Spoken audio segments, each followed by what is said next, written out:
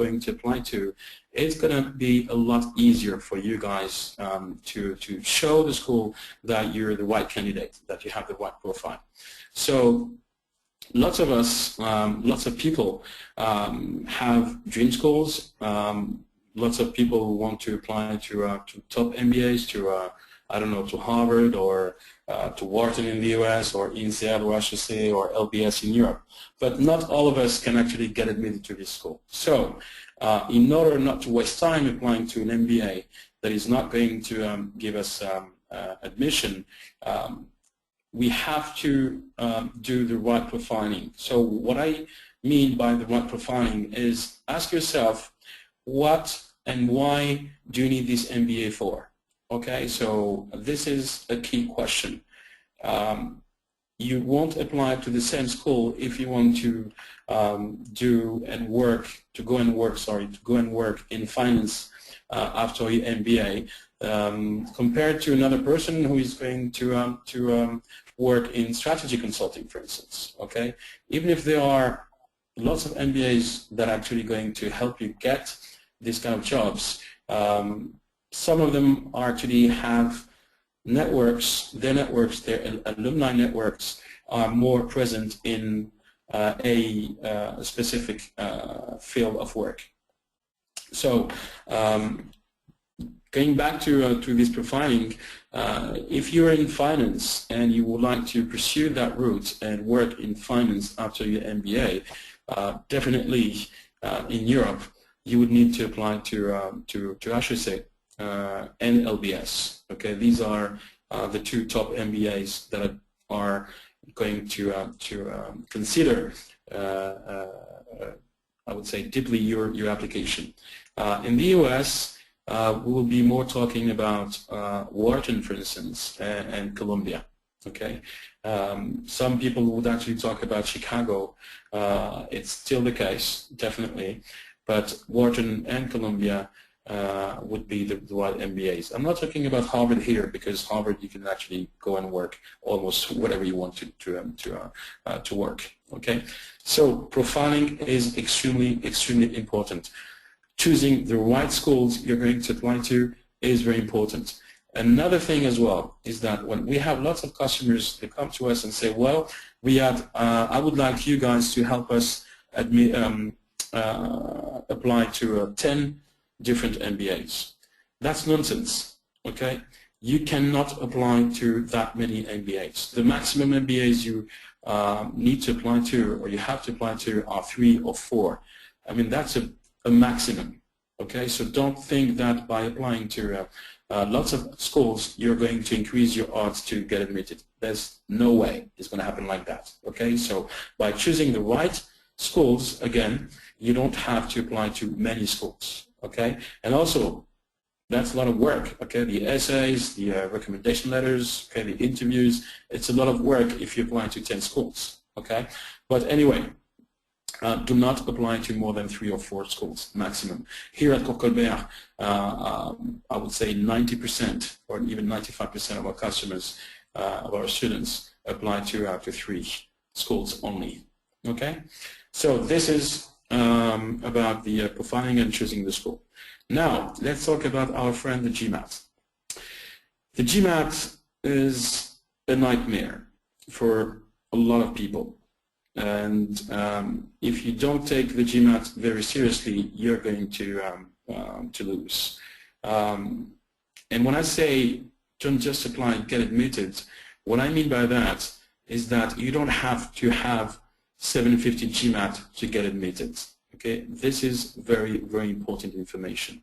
Again, the higher score you have, the better it is. Okay, but you can still get admitted to top MBAs with a 610 or a 600, for instance, and we did it already many times here at Cours Colbert. Why? Because lots of people think that schools consider the GMAT to be the most important part of your application. This is not true. If you go and talk and discuss to admissions, they will always tell you that the GMAT is important, or they will always tell you that the GMAT is not that important, because there are other elements in your application that are important. And I would actually agree with that statement.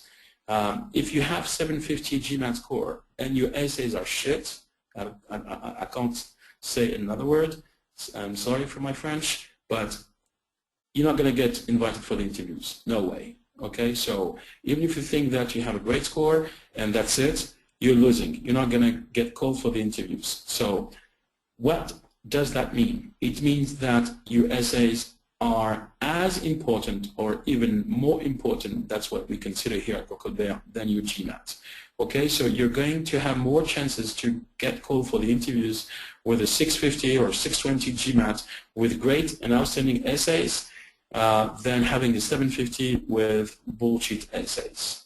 Okay, so this is very, very, very important information here. Do not underestimate your essays. Okay, do not underestimate the GMAT either. However, if you scored 650 or 620 or 630 on your GMAT, do not think that you cannot apply to a top MBA again. So back to the essays. The essays, why it's key and why people actually fail writing good essays. Most of us, we don't know how to write good essays, and most of us do not know what to put in the essays to make them, as outstanding and, to make the people who are going to read them interesting. If you do not talk, if you do not tell the right stories, if you do not tell the right story, if you do not tell or discuss about, the right failure or the right success, your essays are not going to be good.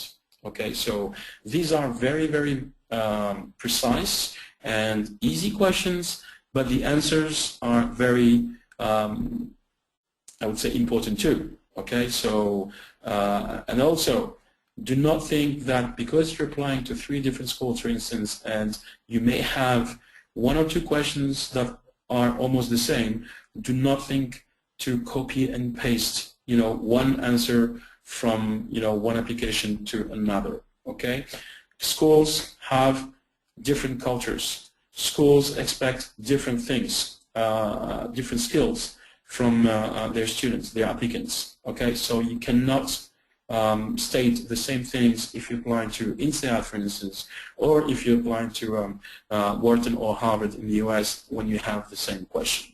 Okay, so it is critical that you take into account the fact that answering these questions has to be extremely precise as well. Well, let's say, for instance, that you are asked, I don't know, a question about what you would do, what would you contribute, okay, to the school. Okay, so this is a key question. And this question has to have a great answer. Your contribution to the schools you're going to apply is actually crucial.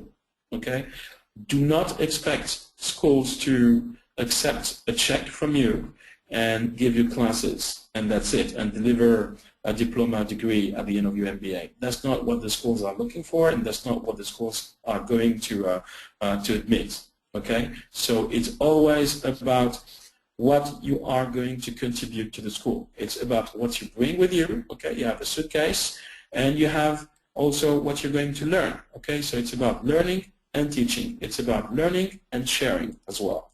So this is crucial to the school. If you know how to show your contribution, if you know that, if you tell the school that you're going to contribute to the class, you're going to contribute to the class, to the school, they're going to like it. They're going to like it very, very much. So contribution here is key, and I'm going to get back to this a bit later when we talk about the interviews.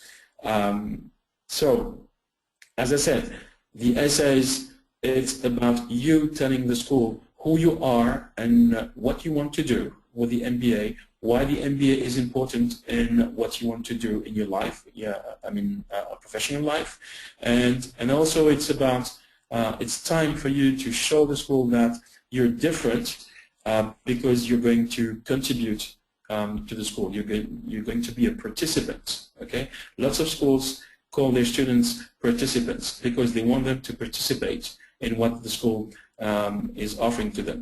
Okay?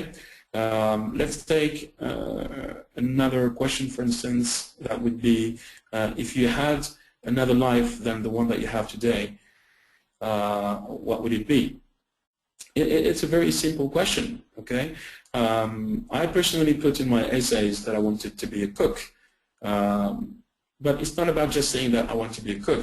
You have to show during that essay or during the whole application, within the whole application, when you write your essays, you have to show your ability to be a good manager. You have to show your ability to think out of the box. You have to show leadership skills as well, but also being able to work with others, okay, that you're a good team worker as well. And back to the contribution as well, you have to show the school that you can contribute. So again, essays are key for you to get admitted to top MBAs with an average or even a low GMAT, okay? When I say low GMAT, to be back to the GMAT, do not expect any school, any top MBA to accept you with a score that is under 600, okay? Some of them do, okay? Even schools like Harvard, they do admit people with a very, very low GMAT. However, this is very exceptional, and this is more, you know, I don't know, people, you know, like, you know, GIs or Marines that have lots of things to bring to the school than a simple GMAT score. Okay, but don't play games with the GMAT. What I'm saying is that it's important, but the essays are even more important to me and to us here at Cours Colbert, and that's why we're quite successful in this as well. The other part of the your application would be the interviews and the letter of recommendation. So I'm going to start with the letter of recommendation, and this is again another part of the application that gets you and helps you get admitted to top MBA with another GMAT, and just, you know, doesn't make you just an applicant. Okay, you want to get admitted. The letter of recommendation are as important as the essays too. Okay, lots of people do not take that really into account, and they say, well, I'm going to look for, you know, a great name in my company, you know, the CEO of my company, and my company is, you know, 50,000 employees, and I'm going to get a letter of recommendation from my CEO. The CEO in that case, you know, might not know you, okay, and most of the time he doesn't know you. So in that case, you cannot have a letter of recommendation from that person. You have to have a letter of recommendation from someone who actually supervised you, who worked with you as a boss, okay, direct, you know, boss, but not a colleague, not the CEO of the company if you do not report to that CEO. Okay, so make sure that you have the right recommenders. It's not only about writing a good letter of recommendation, it's also about having the right recommenders. And the choice of these recommenders is crucial too. Okay, one thing that people do that is bad when we talk about the letter of recommendations is that they think that this is a letter of recommendation for a job. This is not a letter for a job. This is a letter for the admissions committee of a top MBA. So you have to know how to write a letter of recommendation. And the best thing to do when you write your letter of recommendation is to make sure that obviously the person who recommends you says lots of good things about you, okay, and do not hesitate to beautify, I would say, the recommendation. I'm not saying lying. Okay, I'm not saying telling bullshit in the letter of recommendation. No way. Okay, just, you know, you can't say your recommender cannot say that you're good. Okay, at something. No, he must say that you're excellent at something. Okay, so saying good things about you is one thing, but also the letter of recommendation, if you want it to be very good, must also have in its core one or two drawbacks, one or two weaknesses, I would say. Okay, more than drawbacks, sorry. It's more about weaknesses. But the thing is that you're not going to choose any weakness in the letter of recommendation. Okay, you have to choose the right witness. And what is the right witness or the right witnesses? It's a witness that you know, that you believe the MBA is going to correct. Okay, it's a witness that you know the MBA is going to help you fix that witness. Okay, so I don't know. You may even say in your recommendation that you're very demanding. Okay, and sometimes that makes you being bossy a bit with your colleagues, and you do not get the result out of your colleagues because you're a bit bossy, and then your colleagues do not actually hear you or listen to you.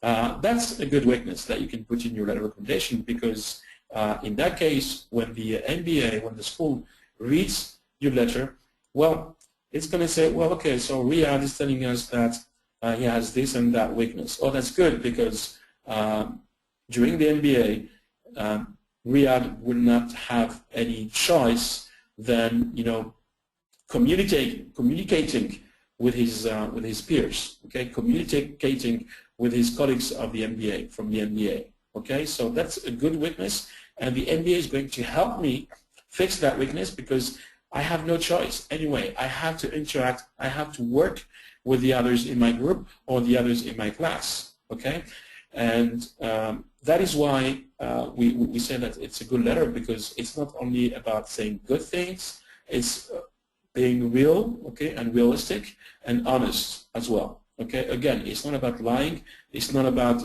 saying things that are not you, it's about saying things that are you, okay, in the good and the less good, I would say. Okay, so that's it for the letters. Now we go to the interview, and the interviews. Most people think that because they're invited for the interviews, they're going to get admitted. That's not true. Okay, that's definitely not true. I would say that you passed one step, okay, which is the GMAT and the essays and the letters, and now it's about meeting you. Well, when I say that it's not done yet, if the school invites you for the interview, that means that the school likes you, okay, and the school wants to know more about you, okay, and wants to verify, to check, to confirm that what you have put in your essays makes sense with the MBA project that you have in mind. So the interviews is a part where I insist a lot when it comes to scholarship. Okay, the interviews are with the quality of your application. They are the step in your application where you're going to convince the school that the school has to give you money. Okay, so I'll get back to this a bit later. So the interviews.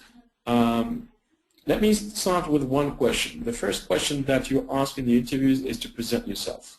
And most of the time people, make that mistake. They don't know how to present themselves. And this is critical. You're applying to a top MBA and you come to an interview with an alumnus, and you don't know how to present yourself.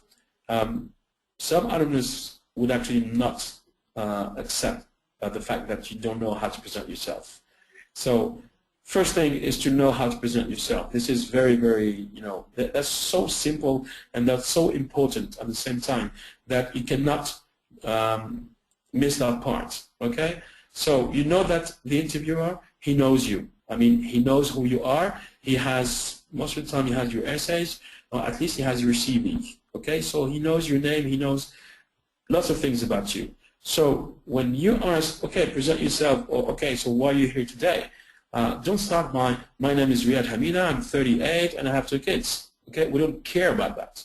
Okay, so the best way to present yourself is to start with your main degree, okay, your main diploma. Maybe if you have 2 of them, you can state them, okay. I have a degree from that school, okay, and another degree from that school.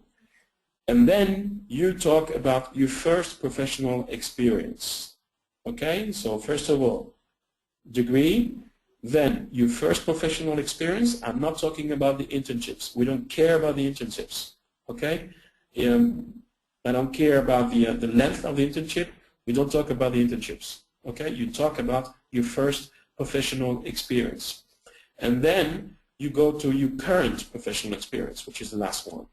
Okay, so first of all, degree, second one, your first professional experience, and third one, your current professional experience. Okay, it makes sense to do it this way. Why? Because at the end of the description of what you're doing today as a job, most of the time it's a great transition to why an MBA.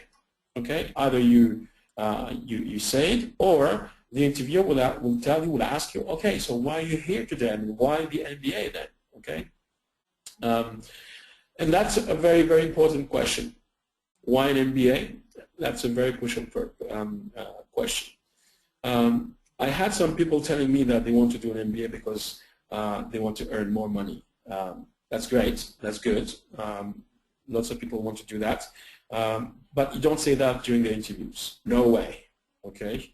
Lots of people say, well, I want to do an MBA because I don't know what to do in my life. Okay. You're out. Definitely out if you answer that question, that question with that answer. Okay. You want to do an MBA because today you're doing something and you want to do something else. But in order to become or to do something else, you need new skills, okay? Be it hard or soft skills, okay? But you need new skills in order to have a better vision or a more global vision of how a company works, okay? Let me give you an example. So today you're I don't know, you're working in you're a journalist, okay? You're a journalist and you don't know anything about business, okay? You know how to write articles, but you don't know how to run a company. You don't know anything about marketing. You don't know anything about finance. You don't know anything about HR, and you want to set up your own company after the MBA. So what you're going to say to the interviewer, the reason why you want to do an MBA is because you lack knowledge about marketing and finance and HR, for instance, or supply chain management, whatever.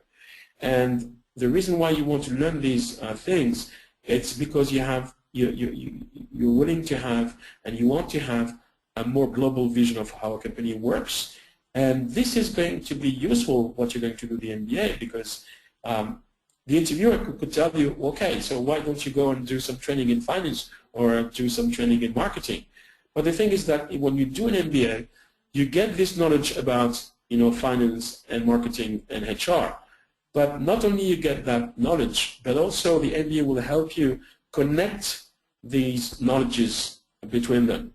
Okay? Connecting finance, marketing, and HR, for instance, that is the added value of the MBA. That is the added value that is going to help you get a better picture of how a company works or a more global vision of how a company works. Okay? This is why you want to do an MBA. Well, it's one of the reasons, but this is one main important thing to say to your interviewer. The next question would be, why our school? Okay? I don't know. Let's choose INSEAD. Okay? I'm not going to choose HEC because otherwise people will think that I am a salesman for HEC because I did my MBA there. No, let's choose let's choose INSEAD. So, why do you want to do INSEAD? Please do not tell me like, some of my customers told me, well, I want to do INSEAD because I live in Fontainebleau or I live, 5 minutes from the campus. Okay? Please, don't say that. The reason why you want to do your MBA at INSEAD could be the following reason or reasons. Well, first of all, before you say that you have chosen INSEAD, you have to tell your interviewer that choosing INSEAD is the result of a large or of a big reflection that you've been having for months or years sometimes. Okay, so you haven't chosen INSEAD by chance like this. Okay, that makes sense to choose INSEAD because that makes sense to do that school for the job or the opportunity or the company you want to set up after your MBA. Okay, so first step is I've thought about it for a long time. Second thing that you could say would be, well, listen, I have discussed and talked and met with people who did different MBAs. And the people that I met who did INSEAD, most of them were talking about the fact that the school were pushing, it was pushing its students to think out of the box, okay, to think differently. And the other reason would be to tell the alumni that your different discussions, you concluded that the school was pushing its students to contribute to the school. Well, that's great. Okay, we have two keywords here. We have innovation in terms of thinking out of the box, and we also have contribution. So these two keywords are very important to the person you're going to tell them to. Okay, contribution and thinking out of the box. This is why you want to do INSEAD, because the school pushes for that. And that's great because that's exactly the way you think. That's exactly the way you are. You're someone who actually thinks out of the box, or try to think out of the box, and make sure that your colleague, your team at work think out of the box too. And the great other thing is also your contribution to the school. And that's exactly what you do at work. You push your teams to contribute to the company, to contribute to the team itself. Okay? So these are, you know, some of the things, very important things that you could say to the interviewer. And let me tell you that they do not hear that much this kind of things, because lots of people say other things. I'm not saying that they're bad, but sometimes it's very bad, and definitely you're out. Okay? And one last question sometimes that is asked is, well, the interviewer tells you, well, listen, I can see that you have applied to both INSEAD and HEC, or both INSEAD and Harvard, whatever. It's a great day today, and you've been admitted to both schools. Which one would you choose? Okay, that's a very tough question. That's a very, very tricky question. But that's a very expensive question in terms of scholarship. Okay, this question is going to make money for you or not. Okay, not always make money, obviously, but it will definitely help you to make money out of this question. So how do we answer this question? The worst way to answer this question would be to say, well, listen, I would choose your school. Okay, let's suppose that INSEAD is asking me the question. So I would say straight, well, I would choose INSEAD. Okay, definitely. When I say the worst one, it's not the worst one. That's not true. I'm sorry for that. It depends on you. Okay, because it's a very tricky question. It depends on you, on the ambience, I would say, of the interview, and how you feel the interview. Okay, because the other possible answer would be I don't know. Okay, the worst actually answer would be the other school. Okay, in that case, you're either out or you don't have any money from the school. So two possible answers. The first one would be I don't know. It's a great question. I wish I could be in that situation, but because it's the result of a long reflection, you know, choosing INSEAD, you know, applying to INSEAD, applying to HEC and LBS, it's actually the result of a long reflection. So I can't really say which one I would choose, but definitely if I apply to these schools, that means that each school has its strength towards what I want to do after my MBA. Okay. The other possible answer would be, well, it's a great question, and my answer would be your school, because my motivation and my project, my post-MBA project, fits very well with what INSEAD is going to bring me. Okay, so this second answer actually will not guarantee you money, okay, scholarship.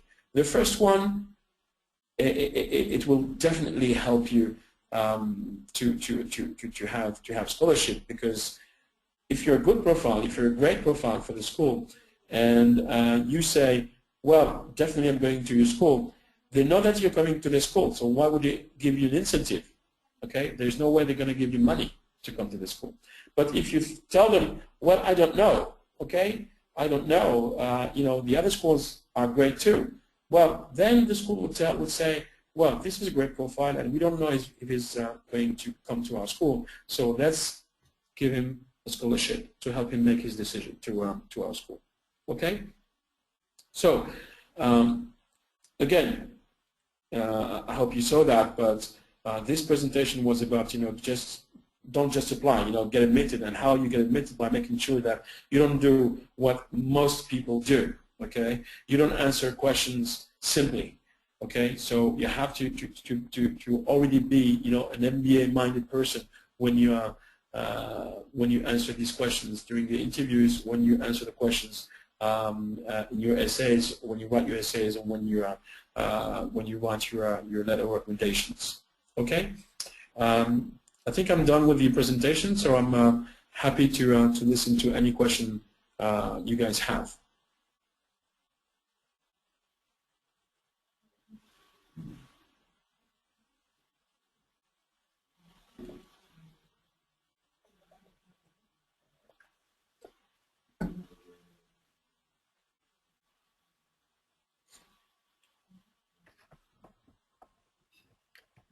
Riyad, we have about 10 questions in the question box. In the question box, can you see that?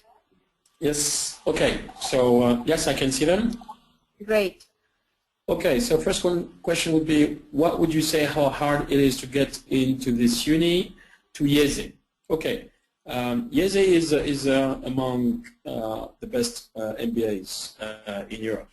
So I would not answer specifically to IESE, but I would answer, to what's going to happen to any top MBA. It's as hard as any other top MBA balance. That's your first-time balance. So it's as difficult to get admitted to IESE than to get admitted to HEC or INSEAD or LBS in Europe. This is a top MBA.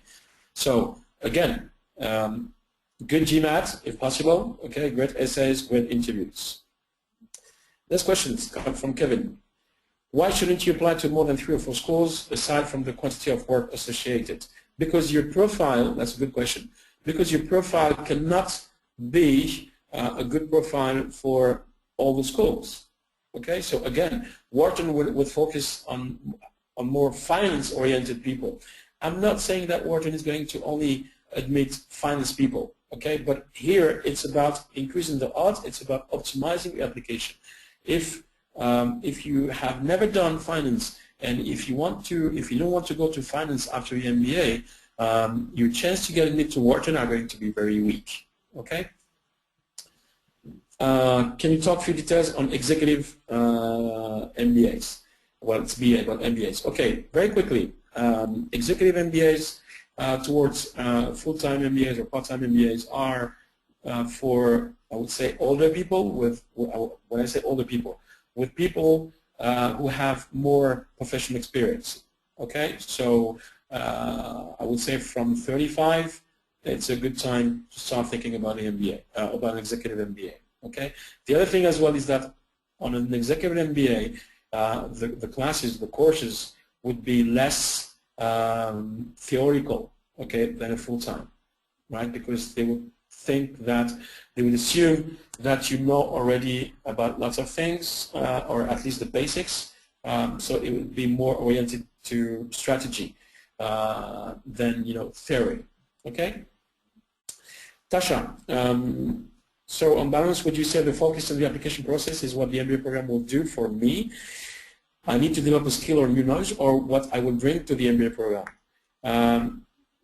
It's definitely what you're going to bring to the MBA. Okay, what the school is going to bring to you. Okay, of course you have to talk about that, because you have a project. You have a long-term, a short-term, and a mid-term project. Okay, after your MBA. So you have to say to the school that you need this MBA and even more from that school if you want to achieve what you want to achieve after the MBA. But do not forget and make sure that you also make sure that the school understands that your contribution is going to be there too. Okay, and it's not going to be small contribution. Okay. Abdelhamid, shall we mention anything about my involvement in an NGO work for an MBA? That's a great question, and I'm sorry I didn't talk about that. But definitely, Anything that is related to, associative involvement or NGO involvement has to be put forward in your application. You have to talk about it in your essays. Definitely. Even better, if you could have one letter of recommendation from an NGO you have been involved with, it's an excellent asset. Okay, so please mention it, definitely. Did I answer the questions now?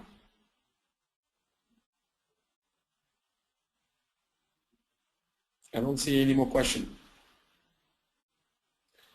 Okay, Jens has 3 questions. Any comments on schools which are interesting for people with a more technical background? Any comment on schools which are interesting for people with a more technical background? Okay, I would say the MBA itself is more an engineering. I mean, lots of people with an engineering background apply to top MBAs. So yes, schools are interested. I would say all the top MBAs are interested in the technical or engineering background. But the big mistake that people with that background make is that they don't show anything else than being technical, okay? Anything else than being a great engineer.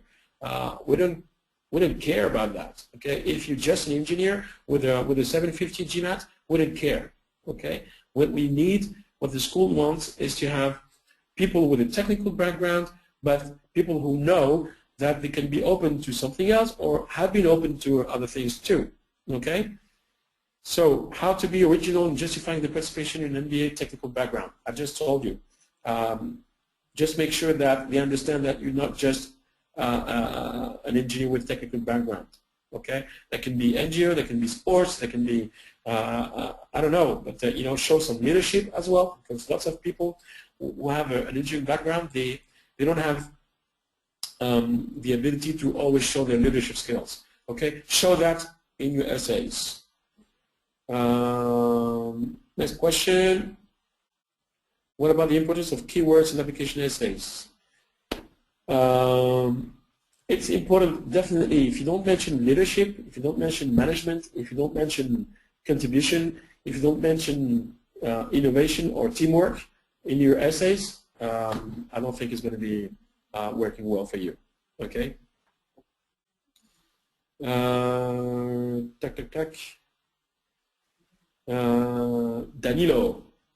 Danilo has a question about, can you recap the main points? Yes, I can. First thing, don't be sad if you have a 650 or 640 GMAT. Well, that's important for me to say. If you have time to take it again, take it again. Okay? But please, the GMAT, don't take it when you think that the deadline is coming. Take it when you think that you're ready.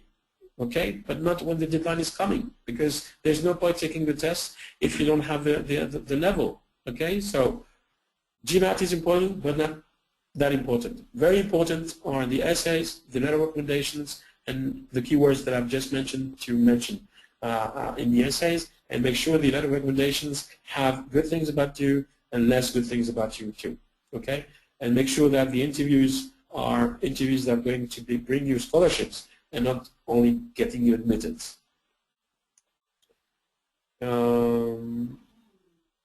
Okay. Let me.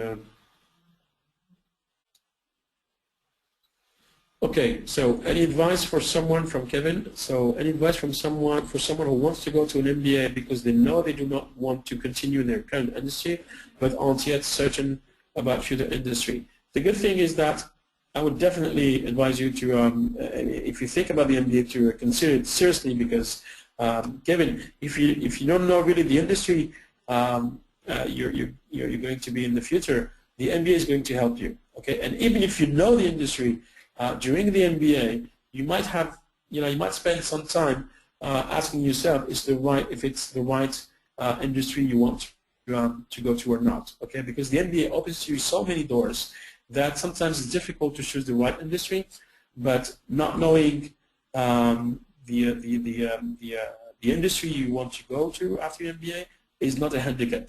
Okay. Abdelhamid, are there any specific requirements for dual degrees? Yes. Well, in that case, definitely MBA and Master in Finance or Engineering, you have to have at least 700 GMAT. That's for sure. Okay. That's the kind of example that confirms the rule, I would say. The exception that confirms the rule.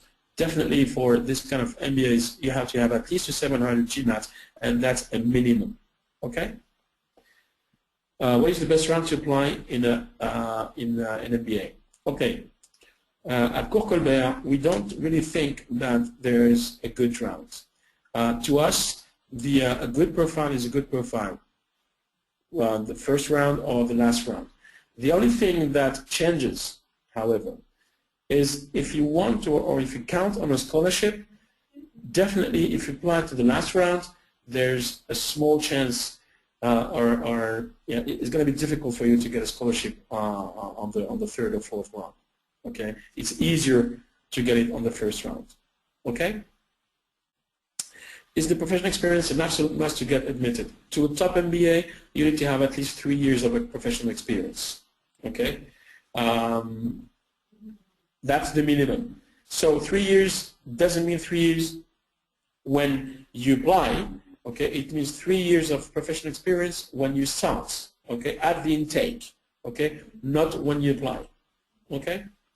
So now I don't know. I don't get. I mean, really, your question, Maria.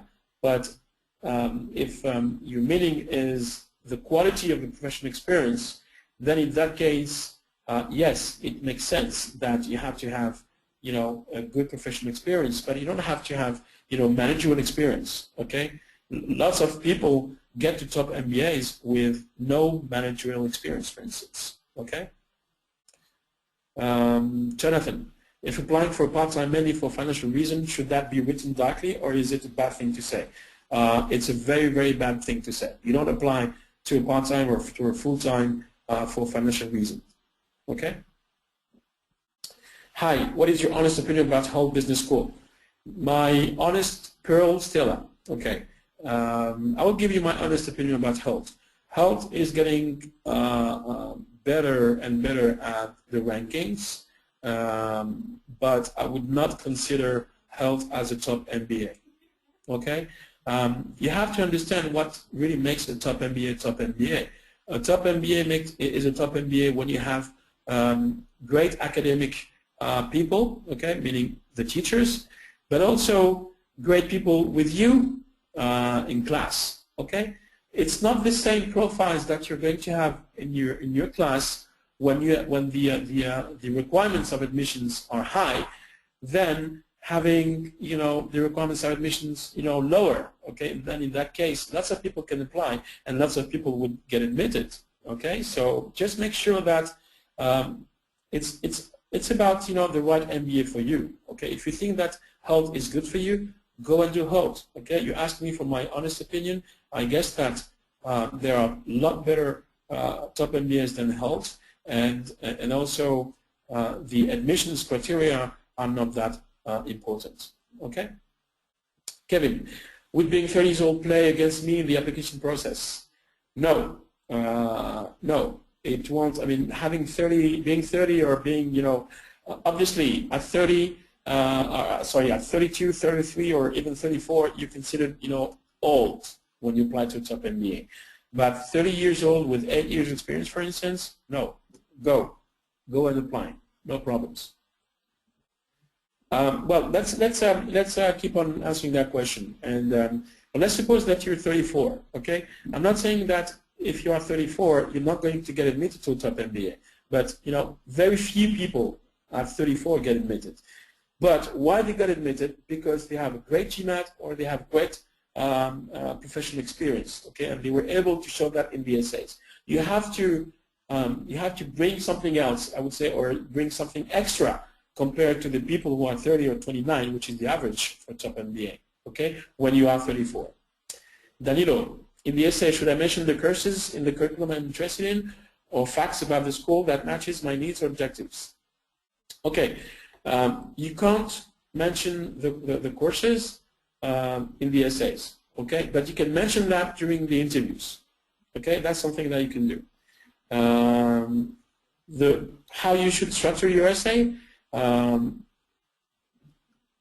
school, okay? First part would be the school, okay? And then you, and then the school and you, okay? School, you and the school, the school, you, and then you and the school. Bruno, I'm 32 years old. Do you think that I'm too old for a top MBA? No, I think I've just answered the question. No, you're not too old. But again, you have to bring something extra, okay? Because you're starting to be old, okay? But you're not old yet. Frank, do we need to have current job when applying? I mean, if you have 5 years experience and don't have a current job, what happens? Well, definitely that's something you don't say to the school, okay? You cannot apply to a top MBA telling them that you are unemployed. No way.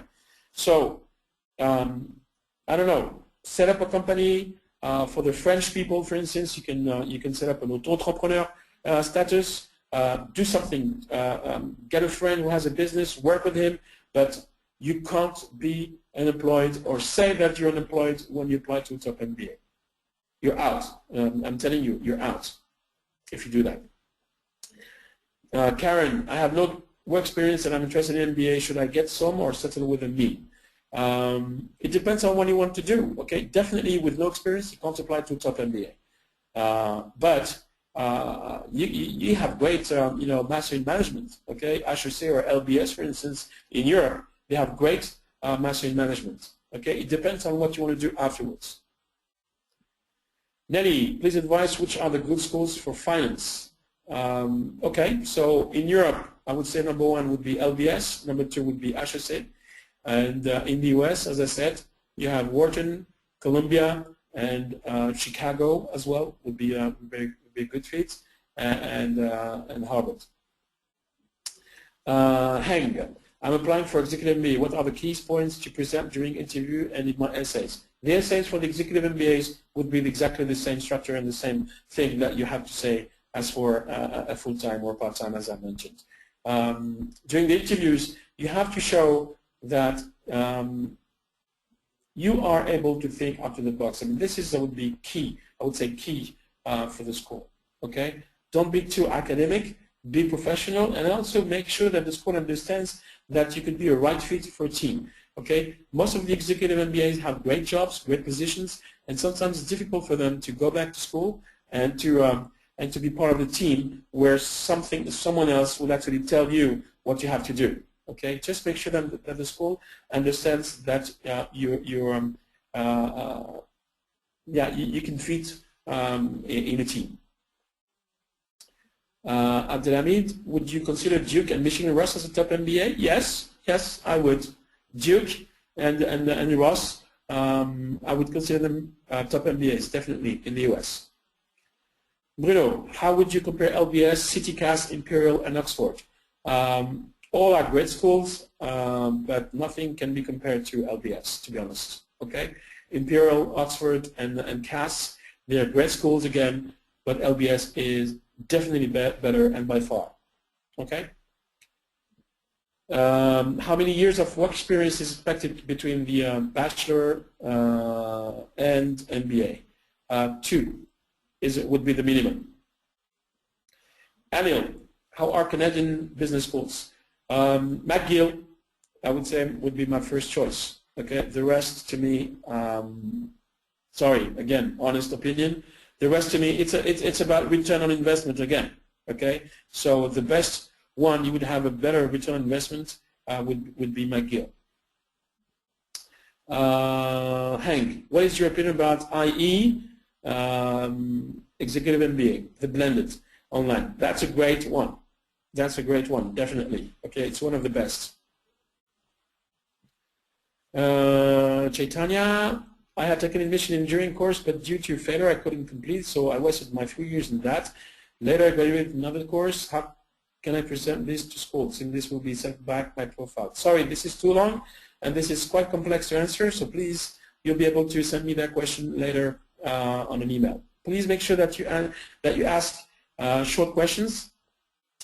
What would be, Jorge, what would be your limit age to apply to top MBA? I would say 33, 34 would be max, with the preference with 29, 30, 31 would be my preference. Okay, but you can go up to 33 or 34 for a full-time MBA. Nelly, is person over 42 too old to apply for MBA? Not for an executive. You can apply to an executive MBA. So you're not too old. No, we just got admitted someone who was 52 to a top MBA at Cours Colbert. Okay, Bruno, can you suggest the best MBA school focused on entrepreneurship? It's difficult actually to mention the best MBA for entrepreneurship. All of them, all the top MBA are good for entrepreneurship. But what you can do during the MBA is to take an elective, take a specialization in entrepreneurship. Okay, so I would say in Europe all of them are good, and in the US too. Okay, so there's no specific MBA to become a better entrepreneur. Balint, last question. Which European school would you recommend for own family wealth management? LBS, London Business School. Hey, what's the best school with the HR marketing focus? I would say it's not the same. Okay, it's either HR or marketing. To be honest, HR I wouldn't be able to tell you because it's more any MBA I would say. But marketing definitely in Europe would be definitely HEC, and in the US would be Kellogg. Jorge, would you consider Cornell as a top MBA? No, it's a great IB, but no, it's not a top MBA. However, if you want to go and work in hospitality management later, I mean post MBA, then that would be the right choice in the US. Tasha, please. Okay, so would it be fair to say HEC is a better choice for finance-focused strategy against INSEAD with a more general management focus? How does HEC differ approach and focus from INSEAD? Again, this is a very long question. Please send me your question on an email. I'll be happy to answer that. Lourdes, what about ESADE, Bocconi, Erasmus, and which do you think are main differences and advantages between them and HEC? You cannot compare these, Erasmus, RSM, Erasmus, Bocconi, and ESADE to HEC. HEC is a lot better than these schools. Okay. When I say a lot better, guys, I mean you have to understand when I say a lot better what it means. Okay. It means in terms of academic, it's better. In terms of network, it's better. And in terms of placement, it's better. Okay? When I say placement, it means what you're going to do as a job after the MBA. Okay? So I would say in terms of, in conclusion, when I say it's better, it means return on investment is a lot better. I think it was the last question from Lou. Okay, so in that case, I can take over Tasha question. So would it be fair to say HEC is a better choice for a finance-focused strategy against INSEAD with a more of a general management focus? Well, I would say that HEC would do both finance and general management focus. Okay, INSEAD would be doing general management and strategy consulting. Okay, so again, I would say better to do HEC for finance because its network in finance is huge against INSEAD, and you should do INSEAD for strategy consulting, for instance, because its network, again, it's important. Okay, how does HEC differ in approach and focus from INSEAD? For the same exact reasons that I've just said, and also it's about the culture of the school. When you guys choose a school, you have to choose also the culture of the school. Okay, so in one case you have 1,000 students, okay, which is INSEAD, and in another case you have about 200 and something students. Okay, in one case you have 10 months, which is INSEAD, it's a 10-month program, and the other case, HEC, would be 16 months. Okay, it really depends on how you want to study. Okay, if you want more on that, Tasha, please drop me a line. Let me check if I have other questions that I said I would answer later, so I can answer them now. Okay, Chaitanya, your question was, I had taken admission in engineering course, but due to failure I couldn't complete. So I wasted my 3 years in that. Later I graduated in another course. How can I present this to school, since this will be a setback in my profile? To be honest, I don't understand the question. I'm sorry, but I don't understand the question.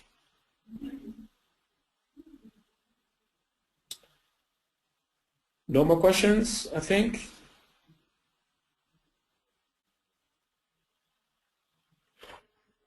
Okay, it's almost time to end up the webinar. If there are any final questions, now take the chance. If you think of any other questions after the webinar, you're welcome to ask them in the Prep Advisor forum, and just check the chat box and you will find the direct link to the Prep Advisor forum where you can ask questions directly to Riyad Hamida.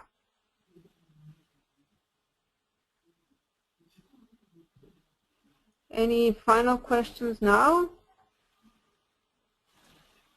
Riyad, do you see any last questions you would like to ask? Yeah, let me check.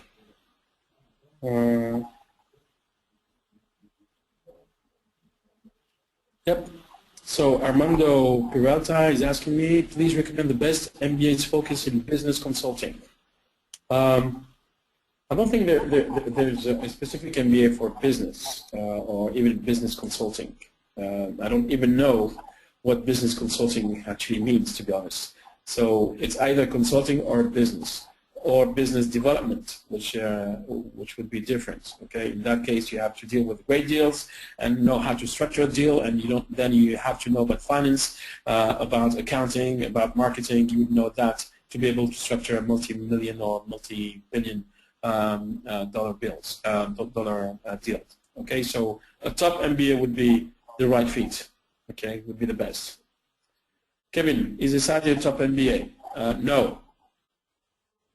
Again, ESADE is a great school, okay, but the MBA, I'm not sure, okay? And guys, when you apply to IE or when you apply to ESADE or IESE, just ask yourself this question. Do you want to work in Spain afterwards or in Latin America after the MBA or not? Because if you're going, or if you know that you're going to work in Spain or in Latin America after, that definitely makes sense to apply to these kind of MBAs. Okay. If you think that you're going to stay in Europe or go to the US or even stay in France, if you're in France or in the UK, I don't think it's the right choice, because I don't think ESADE would actually fight well against HEC or INSEAD or LBS in Europe, I would say. Okay. Bruno, LBS could be a good choice for finance related to technology.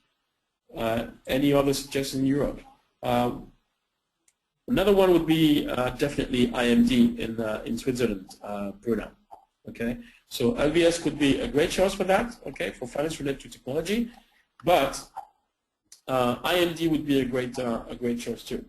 Okay, IMD is one of the top MBAs in Europe, and it's based in Switzerland. How are Irish business schools? I don't know them, to be honest. Okay, and if I don't know them, that means that I mean, without being arrogant, obviously, but I don't know of any Irish business school that is ranked as a top MBA. Okay, thank you very much. Thank you very much. Riyad, it was a pleasure to have you tonight. Yeah. All the advice and tips which you gave are very useful. Please, everyone, send your additional questions on the Prep Advisors Forum directly to Cours Colbert and Riyad Hamida. And stay tuned for our next webinars. Have a nice evening to all. Thank you, Riyad. Bye-bye. You're welcome.